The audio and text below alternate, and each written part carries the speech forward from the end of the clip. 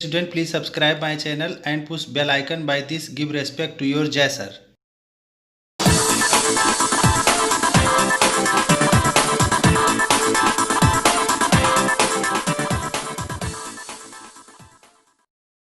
Explanation of line spectrum of hydrogen. Hydrogen के line spectrum की व्याख्या हम लोग इस हेडिंग में पढ़ेंगे। लाइन स्पेक्ट्रम के बारे में। Line spectrum observe in case of hydrogen atom. यहाँ पर हम लोग लाइन स्पेक्ट्रम हाइड्रोजन एटम के बारे में पढ़ रहे हैं, जो कि इसमें पीछे बोर्स ने बताया था उसके बारे में अपने सेकेंड पॉइंट में, तो उसी को यहाँ पर एक्सप्लेन किया जा रहा है। तो line spectrum observe in case of hydrogen atom as mentioned in section 2.3.3, ये जो वैल्यू दिया हुआ है इसमें परेशान होने की जरूरत नहीं है। ये हेडिंग का नंबर है, ये पिछली हेडिंग है। ये देखिए 2.4.1 है, तो इससे पहले वाली हेडिंग 2.3.3 दिया हुआ है, तो उसमें उन्होंने इसके बारे में बताया था सेकेंड पॉइंट में, इस हेडिंग के सेकेंड पॉइंट में बताया था। Can be explain quantitatively using Bohr's model. तो बोर्स मॉडल का उपयोग कर करके जो है आप इसको एक्सप्लेन कर सकते हैं, ऐसा बताया गया इसमें। According to assumption second assumption किसका, जो बोर्स मॉडल है उसमें जो सेकेंड पॉइंट दिया हुआ है उसके अनुसार। ठीक है, इस लाइन का मतलब समझ गए होंगे कि अकॉर्डिंग टू एजम्पशन सेकेंड माने जो बोर्स मॉडल है उसमें जो सेकेंड पॉइंट है उसके अनुसार क्या है, रेडिएशन माने energy is absorbed if the electron move from the orbit of smaller principal quantum number to the orbit of higher principal quantum number। आपको पहले से पता है कि न्यूक्लियस के चारों ओर जो सेल्स होती हैं उसमें जब इलेक्ट्रॉन लोअर सेल्स में रहता है तो एनर्जी एब्जॉर्ब करके वो हायर में चला जाता है, तो वही यहाँ लाइन लिखी हुई है। अभी इसको फिगर से दिखा रहे हैं। From the orbit of smaller principal quantum number to the orbit of higher principal quantum number, whereas the radiation is emitted, जब निकलना होता है if the electron move from higher orbit to lower orbit, okay, the energy gap between the two orbit is given by equation 2.16। यहाँ पर दिया हुआ ये सारी चीजें हम आपको फिगर से दिखा रहे हैं। ओके, देखिए इसको क्या बन रहा है इसका फिगर।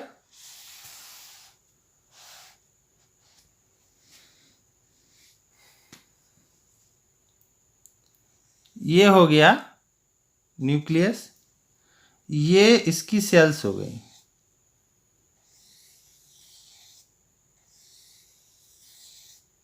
ओके, तो न्यूक्लियस के चारों ओर ये ऑर्बिट्स हैं, हो गया ऑर्बिट्स। अब आप देखिए इलेक्ट्रॉन यहाँ पर है, इलेक्ट्रॉन यहाँ पर है। आप जानते हो न्यूक्लियस के बगल वाली जो सेल होती है उसकी एनर्जी लो होती है और उससे ऊपर वाले की हाई होती है। ठीक है, तो इलेक्ट्रॉन यहां से यहां जा रहा है, तो लोअर से हायर में जा रहा है, यहां आ रहा है। इलेक्ट्रॉन यहां आना चाहता है तो लो टू हाई। तो यहां जैसे आप गरीब हैं तो गरीब से अमीर बनने जा रहे हैं, तो गरीब से अमीर बनने के लिए आपको पैसा लेना पड़ेगा, आप पैसा पाएंगे तब अमीर बनेंगे। तो वैसे ये एनर्जी का गरीब है, तो एनर्जी के अमीर में जाना चाहता तो ये एनर्जी लेगा, ये एनर्जी लेगा। अब एनर्जी लेगा तो ये हायर में चला जाएगा।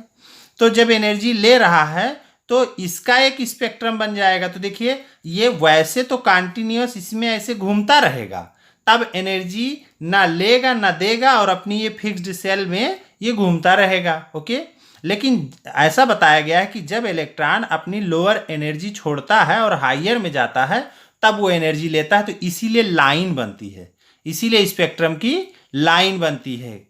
इसलिए क्योंकि जब वो जो है किसी टाइम पर इलेक्ट्रॉन लोअर टू हायर जाएगा तो उस टाइम जो है स्पेक्ट्रम हमको पिक्चर मिल जाएगी। ओके, एक तो ये कंडीशन हो गई। दूसरी कंडीशन भी है, वो क्या कि इलेक्ट्रॉन अगर हायर में है, यहां पर है और यहां से इसको लो में आना है, तो हाई में है और लो में आना है, तो यहां पर कौन सी कंडीशन बन रही है, यहां पर देखिए कि अमीर गरीब बनना चाहता तो अमीर को अपना पैसा फेंक देना पड़ेगा, ठीक है, निकाल देना पड़ेगा। तो यहाँ ये एनर्जी से अमीर है, तो एनर्जी से अमीर है, एनर्जी से गरीब बनना चाहता है, तो ये अपनी एनर्जी निकाल दे। तो इस तरह से यहाँ पर निकलेगा। ओके, तो यहाँ पर निकलेगा तब हमें फिर लाइन मिल जाएगा। तो इसी तरह से इसमें जो है जब ये जो है लोअर टू हायर जाएगा या हायर टू लोअर आएगा तब इसमें एनर्जी एक्सचेंज होगा, लेन या देन का होगा। तो इस तरह से यहाँ पर हमको पिक्चर मिलेगी, वही जो है लाइन स्पेक्ट्रम है। तो ये बात जो है सेकेंड पॉइंट में बोर्स ने बताया था, ये क्लियर हो गया होगा। अब एक चीज और इसमें देख लीजिए, मान लिया कि इसको मैंने बोला कि ये ई फाइनल है और ये ई इनिशियल है, ठीक है। तो अगर इलेक्ट्रॉन ई इनिशियल से ई फाइनल में जा रहा है, ठीक है, तो यहां जो है लोअर एनर्जी से हायर एनर्जी में जा रहा है। ऐसी कंडीशन में देखिए, जैसे कि आप लोग जानते हैं कि जो ई होता है ई इक्वल एच न्यू, ई इक्वल एच न्यू, तो डेल्टा ई इक्वल, ठीक है, डेल्टा ई इक्वल वही चीज यहां पर ये डेल्टा ई निकाला गया है। तो डेल्टा ई जो है डेल्टा ई इक्वल वही चीज हो जाएगा, है delta E equal H nu. तो अब यहां पर ऐसे जो है अगर हम यहां से न्यू निकालें, न्यू, तो nu equal delta E by nu equal delta E by H, ठीक है, E equal H nu, delta E equal H nu, तो nu equal delta E by H, nu यहीं रहने दें और ये एच कहाँ चलाएगा, इसके नीचे चलाएगा, तो nu equal delta E by H हो जाएगा। तो ये फार्मूला हमने कल भी बताया था। तो जो है इस तरह से ये आपको क्लियर हो गया। अभी इसकी ज़रूरत पड़ेगी। अब देखिए यहाँ पर कि हमें पता है कि इसके बीच में ये जो गैप है ये इनिशियल फाइनल, इसमें इसको मान लें डेल्टा ई। तो ये जो है एनर्जी गैप दोनों के बीच में क्या है, डेल्टा ई है। तो delta E equal final minus initial, delta E equal final minus initial. Okay, तो इस तरह से यहां आप देखिए इसमें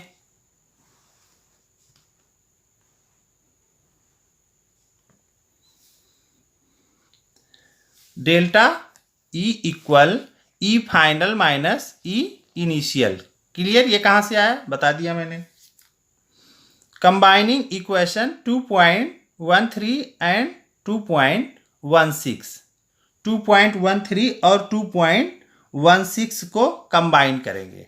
ओके, 2.13 हमारा जो इक्वेशन है वो ये है 2.13, ये En equal minus RH 1/n square, n equal 1 to 3। Clear, तो ये एनर्जी का फार्मूला है, ये किसी भी सेल के एनर्जी का फार्मूला है। तो En इक्वल माइनस क्यों लगा है, कल ये भी समझाया था, ये एनर्जी है, ये n है, n की वैल्यू यहाँ की सेल के लिए तो n हो जाएगा। E एनर्जी है, इक्वल माइनस क्यों लगा है कि एनर्जी जो है जब इलेक्ट्रॉन फ्री स्टेज में रहेगा तो उस टाइम उसकी एनर्जी जीरो रहेगी, तब वो इनफाइनाइट माना जाता है। और इनफाइनाइट से इलेक्ट्रॉन किसी सेल में जब रहता है तो जाहिर सी बात है उसकी किसी भी सेल में रहेगा तो वो माइनस में हो जाएगा। तो इस तरह से कल हमने बताया था अपने पिछले वीडियो में। ओके, तो En equal minus RH 1/n square. अब n की वैल्यू चेंज कर सकते हैं, जो भी लेना होगा हमें सेल। तो इस तरह से 2.13 ले लिया यहां से, और उसके बाद में यहां देखिए 2.16 हो गया, ये 2.16। तो 2.16 और 13 delta E equal EF minus EI, combining equation combine कर दे रहे हैं। तो डेल्टा ई दोनों में था इसलिए डेल्टा ई इक्वल माइनस था ही RH/NF स्क्वायर। अब यहाँ n स्क्वायर था ना, तो इसलिए हम n की वैल्यू जो फाइनल वाली है वो पहले ले रहे हैं यहाँ से फाइनल। तो इस तरह से यहाँ की वैल्यू, अब EF की वैल्यू हमने रख दिया इस जगह। तो अगर EF की रखना होगा तो हमको क्या मिल जाएगा, -RH/NF²। वही चीज़ पिछला जो फार्मूला है उसमें E की वैल्यू थी तो E की वैल्यू यहाँ रख दी गई। फिर ऐसे अगर यही चीज़ EI के लिए रखना हो तो क्या कर देंगे, तो यहाँ इन दोनों के बीच में ये वाला माइनस तो ये माइनस हो जाएगा। अब और उसके बाद जो EI की वैल्यू है वो क्या होती है, एनर्जी के लिए हमेशा माइनस, और RH ऊपर रहता ही है, और जो I के लिए है वो यहाँ पर N के जो है सफिक्स में यहाँ बेस में I लग जाएगा, तो N²I या NI², इस तरह से ये फार्मूला तैयार हो गया। ओके, तो where NI and NF stand for initial orbit and final orbit.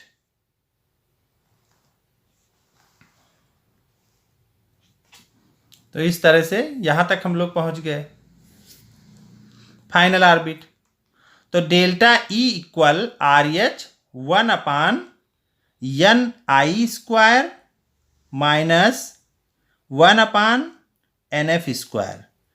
अब इसको जो है ये यहाँ पर इसको इधर कर लिया गया, पहले इसको सेट कर लिया गया।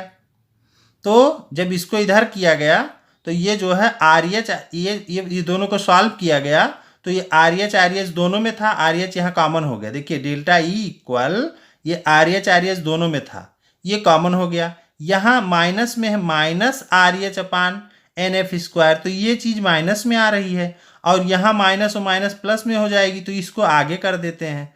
तो इस तरह से ये आगे चला गया। ओके, और ये इसके पीछे आ गया, तो RH 1/NI² माइनस 1/NF²।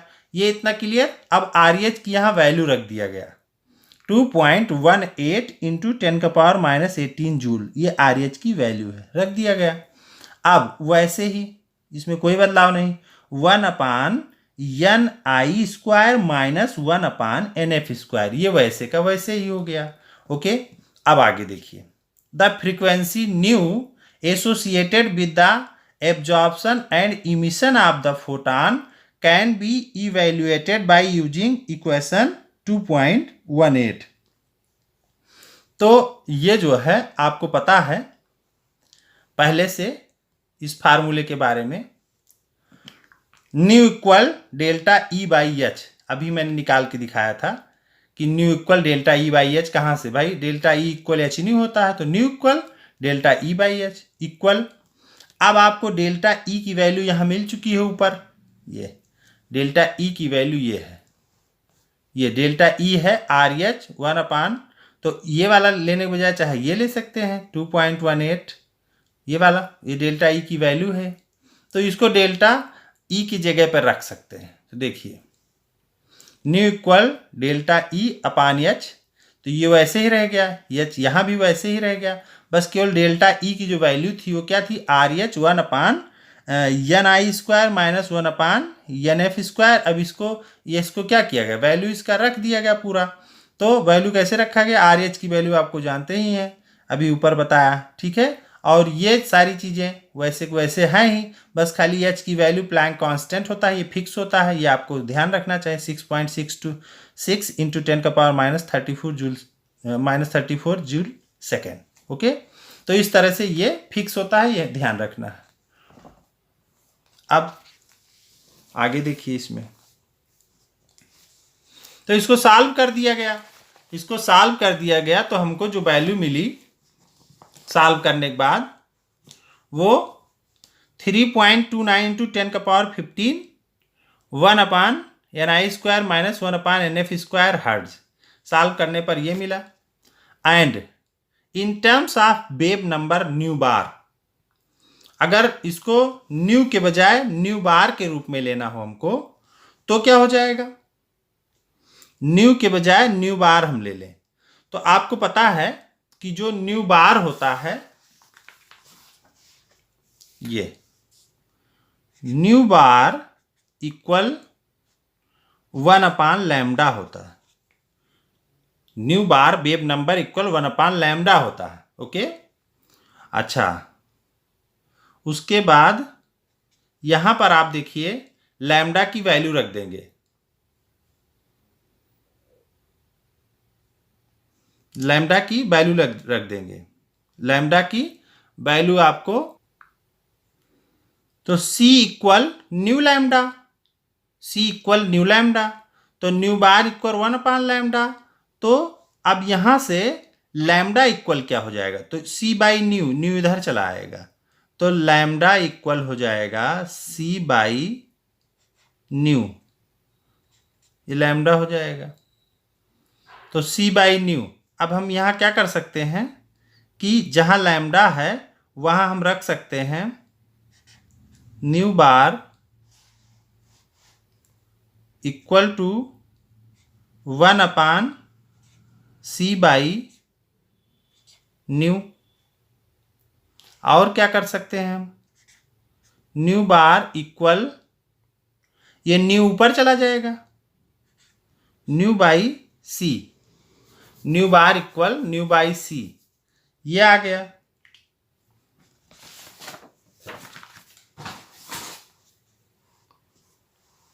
तो यहां फार्मूले में अब देखिए nu bar equal nu by C, ये मिल गया, nu bar equal nu by C equal, अब न्यू की वैल्यू आपने क्या निकाला था वो यहां रख दिया जाएगा, न्यू की वैल्यू ये देखिए, new equal RH/H 1/Ni² minus 1/NF²। Okay, तो ये न्यू की वैल्यू है, ये न्यू के जगह पर रख देंगे। ओके, तो nu bar equal nu by C, तो न्यू की ये वैल्यू थी, ये न्यू की वैल्यू है RH/H 1/Ni² माइनस 1/NF²। सी कहाँ से आया, ऑलरेडी यहाँ सी है, तो इस तरह से ये आ गया। इसको कॉपी में लिख के जो है सब प्रैक्टिस कर लीजिएगा।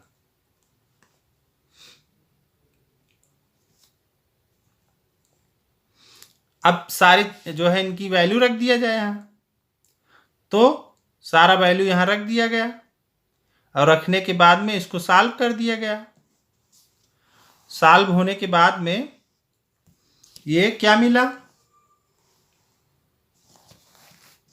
Final 1.09677 into 10⁻7 1/Ni² minus 1/NF² metre inverse, ये हमको वैल्यू मिल गई। अब आप देखिए in case of absorption spectrum NF greater than Ni and the term in the parenthesis is positive, इसको चेक करिए। In case of absorption spectrum, absorption हो रहा है, एब्जॉर्प्शन हो रहा है, तो जब एनर्जी एब्जॉर्प्शन होगा तो देखिए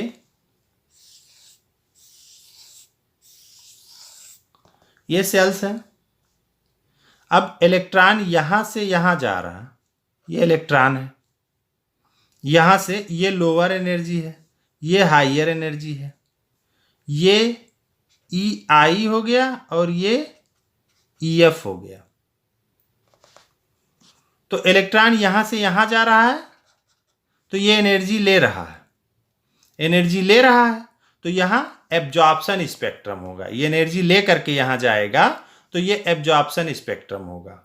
तो अब ये बताइए ये हाइयर में है, ज़्यादा में है, और ये लोअर में है, ये कम में है, तो एब्जॉर्प्शन में EF जो है वो क्या होता है, हाइयर होता है। ओके, तो यहाँ पर देखिए आपको पता है कि डेल्टा E इक्वल होता है EF माइनस EI, तो यहाँ पर EF की वैल्यू हाइयर है और EI की वैल्यू लोअर है, तो वैल्यू जो है वो पॉजिटिव में आएगी। वैल्यू हाइयर में से लोअर निकालना है तो पॉजिटिव में आएगी। तो एब्जॉर्प्शन स्पेक्ट्रम में जो डेल्टा E की वैल्यू होती है वो पॉजिटिव में आती है। ओके, डेल्टा E की वैल्यू एब्जॉर्प्शन स्पेक्ट्रम में पॉजिटिव में आती है, लेकिन डेल्टा E की वैल्यू अभी ये जो है यहाँ पर इमिशन हो रहा होता तो यहाँ पर वही वैल्यू क्या आ जाती, निगेटिव में आती। एब्जॉर्प्शन में यहाँ पर पॉजिटिव में आ रहा है तो इमिशन में निगेटिव में आएगा। अभी वो भी बताते हैं आपको। देखिए, in case of absorption spectrum NF greater है, देखिए हैं, तो than NI and the term in the parenthesis is positive, तो वैल्यू किस में आ जाएगी? पॉजिटिव में आ जाएगी। And energy is absorb, energy लिया जाएगा। On the other hand, in case of emission spectrum NI greater हो जाएगा than NF, delta is negative, क्योंकि जब यहाँ पर NI ग्रेटर हो जाएगा तो NI बड़ा हो जाएगा, तो NI की ज़्यादा वैल्यू हो जाएगी। देखिए, delta E equal EF minus EI, तो उस टाइम ये लोअर हो जाएगा और ये हायर हो जाएगा। तो लोअर में से हायर निकालेंगे तो वैल्यू किस में आ जाएगी? निगेटिव में आ जाएगी। ठीक है, तो इस तरह से वही यहां पर बात हो रही है। तो on the other hand, in case of emission spectrum NI greater than NF, delta E is negative and energy is released, तो यहां पर एनर्जी क्या हो रही है? रिलीज हो रही है। यहां तक क्लियर हो गया। अब देखिए, the expression 2.17 is similar to that used by Rydberg 2.9, इन दोनों इक्वेशन सिमिलर हैं जैसा रिडबर्ग ने यूज किया था। Derived empirically using the experimental data available at that time. Okay, तो इस तरह से दोनों में समानता है। यहाँ पर जो है रिडबर्ग ने जो इक्वेशन यूज किया था वैसा ही यहाँ पर मिल रहा है, जिसे उस समय पर उपलब्ध एक्सपेरिमेंटल डेटा द्वारा प्राप्त किया गया था। तो ये क्लियर हो गया। Similar to that of Rydberg, derived empirically using the experimental data available at that time, ये दोनों क्लियर हो गया। Further, each spectral line whether in absorption और इमिशन स्पेक्ट्रम, चाहे जो स्पेक्ट्रल लाइन हो, चाहे एब्जॉर्प्शन वाली चाहे इमिशन वाली, can be associated to the particular transition in hydrogen atom. Okay, तो यहाँ पर आपने ये लाइन देखा। इसके अलावा हाइड्रोजन एटम के एब्जॉर्प्शन और इमिशन स्पेक्ट्रम में प्रत्येक स्पेक्ट्रम लाइन एक विशेष ट्रांजिशन के साथ होती है।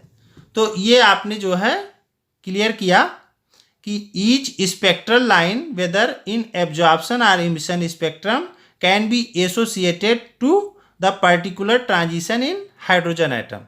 इन case of large number of hydrogen atom, in case of large number of hydrogen atom, अगर ज़्यादा हाइड्रोजन एटम हो, different possible transition can be observe. अगर बहुत ज़्यादा हाइड्रोजन एटम हो तो अलग अलग ट्रांजिशन जो है संभव है।